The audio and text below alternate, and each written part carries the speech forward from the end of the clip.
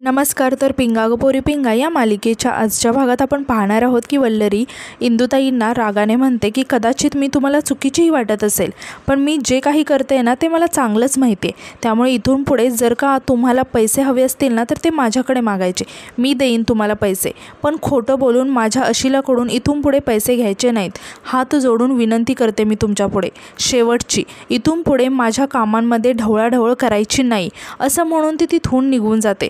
तेव्हा महेंद्र आणि इंदुताई खूपच रागाने वल्लरीकडे बघत असतात. आता महेंद्र म्हणायला लागतो की बघितलं का आई कशी सुनावून गेली तुला, लहान मोठं काय मान सन्मान राहिलेलंच नाही आहे. तर दुसरीकडे आपण पाहतो की अजित आणि प्रेरणाने नानावटी सरांना त्यांच्या कॅफेमध्ये भेटायला बोलवलेलं असतं. आता प्रेरणा आणि अजित एकमेकांना नानावटी सरांसमोर वल्लरीचा विषय काढण्यासाठी खुणावत असतात. तेव्हा नानावटी सर या दोघांकडेही बघायला लागतात आणि म्हणतात की दिसतंय ते, तुम्हाला काही बोलायचं आहे का मला, त्यासाठी तुम्ही मला कॉफी प्यायला बोलवलं आहे का. तेव्हा प्रेरणा म्हणते की सर, वल्लरी आणि मनोज भाऊजींचं स्ट्रगल तुम्ही बघितलं आहे ना आत्तापर्यंतचा, आणि तुम्हाला त्यांच्याबद्दल सगळंच माहिती आहे. त्यात वल्लरी तुम्हाला खूप मानते, म्हणून आम्हा दोघांची अशी इच्छा होती की तुम्ही एकदा तिला समजावून बघा ना प्लीज. तेव्हा नानावटी सर विचारतात की काय समजवायचं आहे तिला, मला संदर्भ नाही कळला आहे. तेव्हा अजित म्हणतो की सर, तुम्हाला माहितीच असेल भरत सोनवणे केस, त्यामुळेच या दोघांच्या नात्यात प्रॉब्लेम्स होत आहेत आणि एक मित्र म्हणून आम्हाला ते बघवत नाही आहे. यावर नानावटी सर म्हणतात की मग मी काय समजवणार आहे तिला, आणि तुम्हाला या केसबद्दल माहिती आहे का. तेव्हा प्रेरणा आणि अजित दोघेही मान डोलावून हो म्हणतात. तेव्हा नानावटी सर म्हणतात की हो. यावर म्हणायला लागतात की मग तुम्हाला वाटत नाही का की मनोज यामध्ये चुकीचा आहे आणि मनोजची यामध्ये खूप मोठी चूक आहे. एका निरागस माणसाचा जीव गेला आहे तरी तुम्हाला या केसचं महत्त्व नाही कळत आहे का. आणि मनोज फक्त सर्टिफिकेट देऊन नाही चुकला आहे, त्या ज्वाला शेठच्या बोलण्यावरून त्याने मला रिश्वत देण्याचा प्रयत्न केला आहे. तेव्हा अजित आणि प्रेरणा दोघेही शॉक होतात. आता अजित म्हणतो की पण मनोज असं कसं काय करू शकतो आणि का करेल तो. तेव्हा नानावटी सर म्हणतात की कारण गुन्हा केला आहे त्याने, शिक्षेची भीती वाटते त्याला, आणि वल्लरी माझी स्टुडंट आहे, ती जे काही करते ते बरोबरच आहे. तेव्हा अजित विचारतो की सर म्हणजे मनोज दोषी सिद्ध होईल.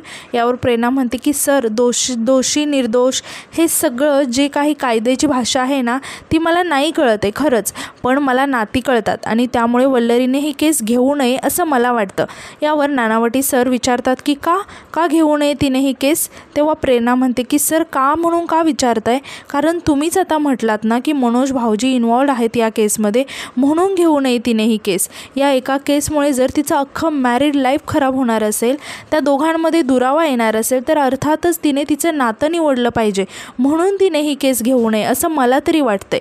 तेव्हा अजित म्हणतो की आणि सर, ते दोघेही आयडियल कपल आहेत, त्या दोघांचंही एकमेकांवर खूप प्रेम आहे आणि ह्या एका केसमुळे ते दुरावले जाऊ नयेत असं आम्हाला तरी वाटतंय सर, प्लीज. यावर नानावटी सर काहीच बोलत नाही. तेव्हा प्रेरणा म्हणते की नानावटी सर, कायद्याच्या बाजूने बघायला गेलं तर कदाचित मी चुकीचंही बोलत असेल, पण मला माहिती आहे वल्लरी ना तुमच्या बहिणीसारखी आहे. आणि ती नानावटी सरांसमोर हात जोडत म्हणते की त्यामुळे प्लीज एक वकील म्हणून नाही तर तिचा मोठा भाऊ म्हणून विचार करा ना एकदा.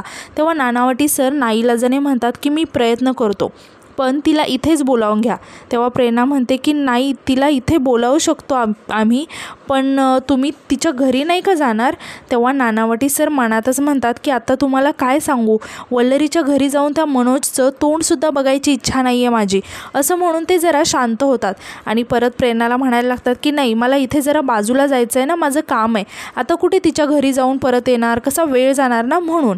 तेव्हा प्रेरणा म्हणते की बरं हरकत नाही, आम्ही फोन करून बोलावून घेतो तिला. आता अजित लगेचच वल्लरीला फोन करतो आणि वल्लरीला म्हणायला लागतो की वल्लरी, माझं तुझ्याकडे एक महत्त्वाचं काम आहे, तू कॅफेत येऊ शकतेस का प्लीज. तेव्हा वल्लरी म्हणते की हो येते ना, पण भाऊजी सगळं ठीक आहे ना, म्हणजे काही गडबड नाही आहे ना.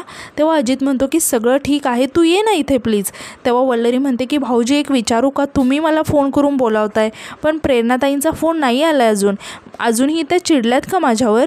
तेव्हा अजित म्हणतो की ऐक ना, आपण आल्यावर बोलत ना हे सगळं, तू ये ना इकडे प्लीज. तर आता यानंतर आपण पाहतो की वल्लरी आता अजित आणि प्रेरणाच्या कॅफेमध्ये आलेले असते.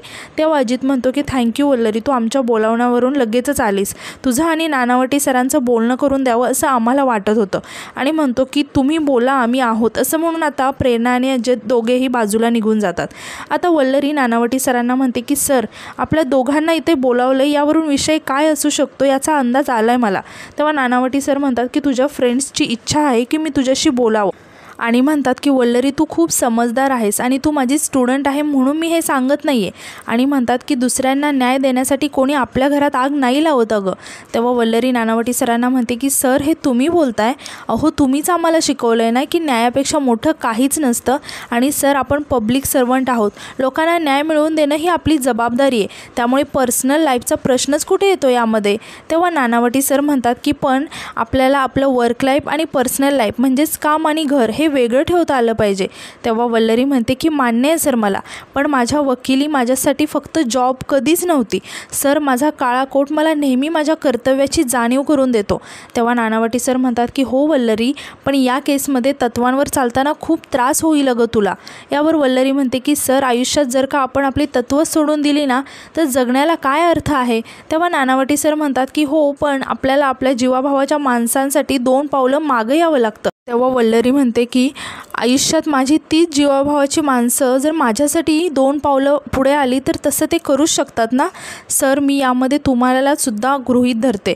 तेव्हा नानावटी सर म्हणतात की हो अर्थातच मी आहेच तुझ्यासोबत, पण या केसच्या बाबतीत बोलणं झालं तर मनोज जरी चुकला असेल ना तरी त्याने असं काही जगावेगळं केलेलं नाही आहे.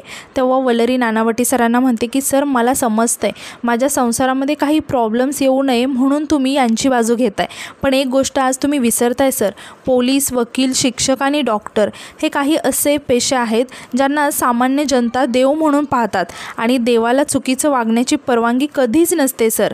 माफ करा मला, पण मी न्यायापासून मागे हटणार नाही. हे सगळं प्रेरणा आणि अजितसुद्धा ऐकत असतात आणि ते खूप शॉक होऊन वल्लरीकडे बघत असतात. तर नानावटी सरसुद्धा वल्लरीकडे आश्चर्याने बघत असतात. आता वल्लरी तिथून उठून जायला लागते तेव्हाच प्रेरणा वल्लरीजवळ येते आणि म्हणते की 1 मिनिट वल्लरी, मागे हटणार नाही म्हणजे नक्की काय करायचं ठरवलंयस तू. आजपर्यंत तुझा नवरा तुझ्या पाठीशी खंबीरपणे उभं राहिला प्रत्येक गोष्टीत, त्याच नवऱ्याचं आयुष्य उद्ध्वस्त करायला निघाली आहेस का तू. तेव्हा वल्लरी म्हणते की प्रेरणाताई अहो निदान तुम्ही तरी मला समजून घ्या. तेव्हा प्रेरणा रागाने म्हणते की का समजून घेऊ, तू समजून घेतलेस का तुझ्या नवऱ्याला, नाही ना. वल्लरी अगं जो माणूस त्याचं गाव, त्याचं नाव, अख्खं जग सोडून तुझ्यासाठी मुंबईत आला, पडेल ते काम केलं, खूप खस्ता खाल्ल्या, पण तुझ्या डोळ्यात कधीच पाणी येऊ दिलं नाही, त्या माणसाच्या विरोधात उभी राहतेस ना तू आज. वल्लरी अगं तू काय करतेस याचं भान नाही आहे तुला. तेव्हा वल्लरी म्हणते की प्रेरणाताई मी सुद्धा माझ्या याच मनोजला शोधते, हा माणूस माझा तो मनोज नाहीच आहे.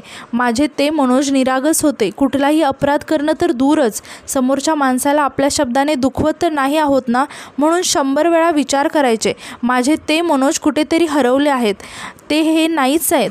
प्रेरणाताई ही लढाई फक्त एकट्या सानिकाची नाही आहे, ही लढाई माझी पण आहे. मला माझे ते मनोज परत हवे आहेत ज्यांच्यावर मी जीवापाड प्रेम करते. त्यामुळे जगातील कुठलीही ताकद मला हा खटला लढवण्यापासून नाही थांबवू शकत. तेव्हा नानावटी सर मनातच म्हणतात की तुझ्यासारखी स्टुडंट घडवल्याबद्दल मला माझा आज अभिमान वाटतोय वल्लरी. जोपर्यंत तुझ्यासारखे वकील बनत राहतील ना या देशातला कायदा आणि न्याय अबाधित राहील. आता वल्लरी रागातच तिथून निघून जाते. तेव्हा नानावटी सर प्रेरणा आणि अजितकडे बघायला लागतात, तर अजित आणि प्रेरणासुद्धा आता हतबल होऊन बघत असतात. तर दुसरीकडे मनोज ऑफिसमधून घरी येतो आणि तो खूपच थकलेला असतो आणि तो तिथेच विचार करत डोक्याला हात लावून बसतो आणि त्याला सारखं आठवायला लागतं की वल्लरी त्याला म्हणाली होती की कारण मला माझी 25वी केस आधीच मिळाली, विचारणार नाही का माझी 25वी केस कोणाची आहे, भरत सोनवणे केस. हे सगळं आठवून मनोजला खूपच त्रास होत असतो. तर दुसरीकडे ज्वाला शेठने मनोजला धमकी दिलेली असते की तुझी बायको आमच्यासाठी दुश्मन आहे आणि तुला तर चांगलंच माहिती आहे की एकदा आम्ही कोणासोबत दुश्मनी केली तर त्याचे काय परिणाम होतात. हे सगळं आठवून मनोज खूप अस्वस्थ झालेला असतो. तेव्हाच तिथे इंदुताई आणि महेंद्र येतात. आता महेंद्र मनोजला विचारायला लागतो की मन्या असं डोक्याला हात लावून का बसलायस. तेव्हा इंदुताई मनोजला म्हणतात की डोकं दुखतंय का मन्या. तेव्हा महेंद्र म्हणतो की अगं आई डोकं तर दुखणारच ना, त्या बाईने याच्या डोक्याचा पूर्ण भुगा करून टाकलाय. तेव्हा इंदुताई रागात म्हणतात की आपल्याच नवऱ्याच्या सुखावर उठली ती नागिन, आता वेळ आली आहे तिचा फणा ठेचायची. आणि ती मनोजला म्हणते की मन्या तुझा हिसका दाखव, तिला दाखवून दे की ती तुझ्याशिवाय काहीच नाही आहे. तेव्हा महेंद्र म्हणतो की अरे मन्या तुझ्या जीवावर उठली आहे ती आणि अन्यायाविरोधात लढते असं सांगते गावाला, तू तिची लायकी दाखवून दे तिला, तुझ्यामुळे मोठी झाली आहे ती. तर इंदुताई म्हणतात की आम्ही जरा काही बोललो ना तर तुला आमचाच राग येतो, आमचं तोंड दिसतं, त्यामुळे तिला घरच्यांची किंमत राहिली नाही आहे ना नवऱ्याची, त्यामुळे मण्या आता तिला धडा शिकवच तो.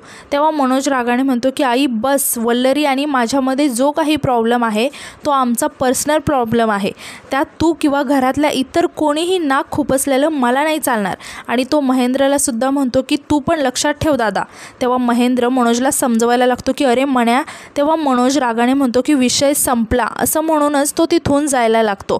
तेव्हा इंदुताई मनोजला थांबवत म्हणतात की मण्या थांब. आणि रागाने मनोजला म्हणायला लागतात की म्हणजे आम्ही कुणीच नाही का रे तुझे, त्या बाईने तुला एवढं जेरीस आणलं तरीही तू तिचीच बाजू घेतोयस, आणि हा रक्ताचा भाऊ आहे तुझा आणि मी आई आहे तरी तुला तुझी बायकोच जवळची वाटते. आणि परत त्या आता इमोशनल ड्रामा करत, नाटक करत रडायला लागतात आणि म्हणतात की हाच दिवस बाहेरचा जिवंत राहिला होता, याच्यासाठीच मी जिवंत राहिले होते, चांगलं पाप फेडलंस रे तू.